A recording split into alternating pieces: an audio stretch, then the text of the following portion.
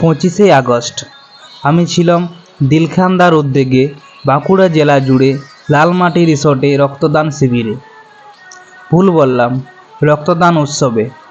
উৎসব বলছি এই জন্যই, একটা রক্তদান শিবিরে 50-100 এর বেশি হলে 150 জন ডোনার পাওয়া যায়, আর এখানে ডোনারের সংখ্যাই 1000-এর বেশি, তাই রক্তদান উৎসব বলছি। এই উৎসবে আমি উপস্থিত থাকতে পেরে গর্বিত ও আনন্দিত। সাথে ছিল অমৃত ও রাহুল, এরা আমার এই ধরনের সব কাজে সাথে থাকে। ওখানে না গেলে তো এত ভালো মনের মানুষদের সাথে পরিচয়ই হতো না। আর এই সব কাজ করতে বেশি টাকার প্রয়োজন হয় না ভাই, একটা বড় মন থাকলেই যথেষ্ট।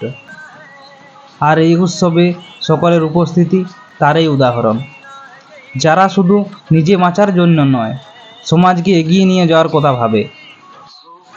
তাই দিলদার ডাকে আমিও গিয়েছিলাম এই উৎসবে সামিল হতে।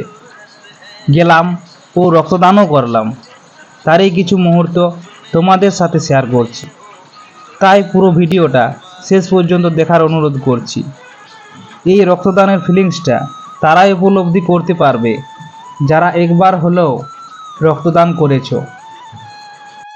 যারা করোনি, যদি তোমার 50 কেজির বেশি ওজন থাকে তো একবার অবশ্যই রক্ত দিয়ে দেখবে, তবেই বুঝতে পারবে এর আনন্দ কতটা। কি আনন্দ যে সেটা বলে বোঝাতে পারবো না। আমার মতো কত লোক এই উৎসবে রক্তদান করলো। দেখো কত মানুষ এসেছে ভালোবাসার টানে। কলকাতা, মেদিনীপুর, বর্ধমান আরও দূর দূরান্ত থেকে এসেছে এই উৎসবে সামিল হতে। আর এখানে উপস্থিত ছিল বড় বড় ইউটিউব, ফেসবুক ক্রিয়েটররা। এরা শুধু বড় ইউটিউবার নয়, সমাজসেবীও বটে। যেমন বং মিডিয়া উজ্জ্বল দা, খুশির ভান্ডারের বাপ্পা দা, কলকাতা হাইকোর্টের আইনজীবী মোফাক্কেরুল ইসলাম স্যার, ঠকঠক মহুয়া ফেসবুক পেজের মহুয়া দি, আরও অনেকেই। তাদের সাথে কিছু সময় কাটাতে পেরে আমি আনন্দিত। আর এখানে কাদেরকে সম্বর্ধনা দেওয়া হলো জানো? যারা 10 তলার বাড়িতে থাকে বা 10 লক্ষ টাকার মালিক নয়। এরা ছিল দিনমজুর থেকে শুরু করে টোটো চালক, ভ্যান চালক, রিক্সা চালক, delivery boy, gas delivery boy, আশাকর্মী, আরও অনেক সাধারণ মানুষকে। তারা ভাবতেই পারেনি এই উৎসবে তারা এত সম্মান পাবে। এরাই ছিল দিলখানদার প্রধান অতিথি। আর যারা আমাকে, আমার কাজকে ভালোবাসো, তারা অবশ্যই লাইক, কমেন্ট, শেয়ার করবে।